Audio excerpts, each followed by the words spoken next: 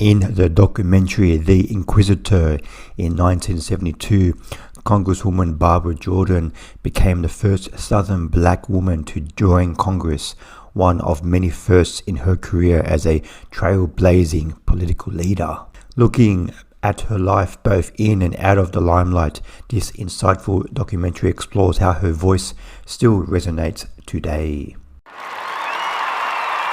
The Inquisitor is directed by Angela Tucker, and she has previously directed films such as Asexual and A New Orleans Noel, and The Inquisitor just debuted at the Tribeca Film Festival. The Inquisitor is a fascinating documentary. It's a pretty conventional documentary. It is, I guess, a Wikipedia type entry documentary about Congresswoman Barbara Jordan, but I think the combination of going through her life from her childhood upbringing to going through college and becoming a lawyer and then entering into politics, I think that combined with the archival footage, because there's a lot of archival footage of her speaking in Congress and just to the media, and she's so well spoken, so well educated.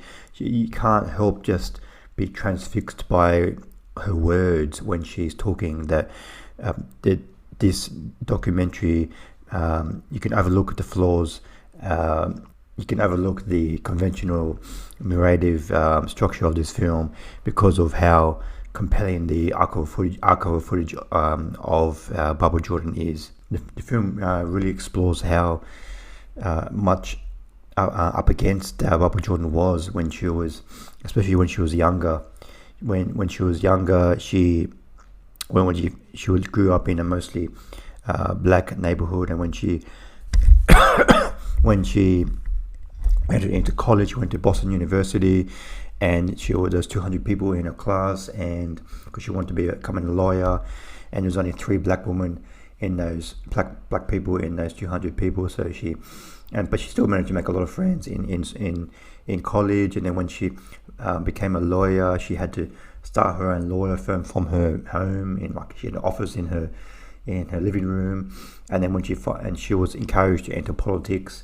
When she entered politics, a lot of the politicians that she dealt with, they only interacted with black people when they were like their servant or their maid or their nanny. So a lot of the white politicians that she was up against in Congress, they never interacted with black people before. So that was a experience for her.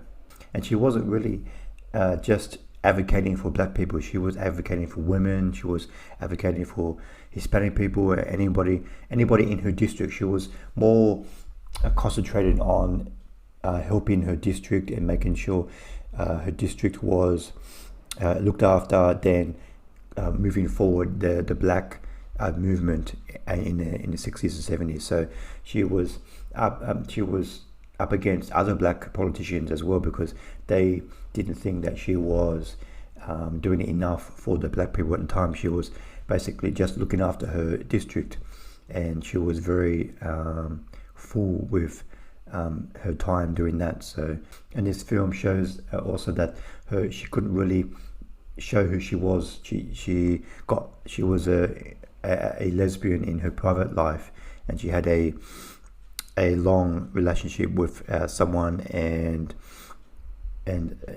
fellow politicians in the media tried to use this against her, tried to ask her many times about are you ever going to get married, but she said she was married to politics, and so she had to hide her personal life, because otherwise other people would use this as an attack against her.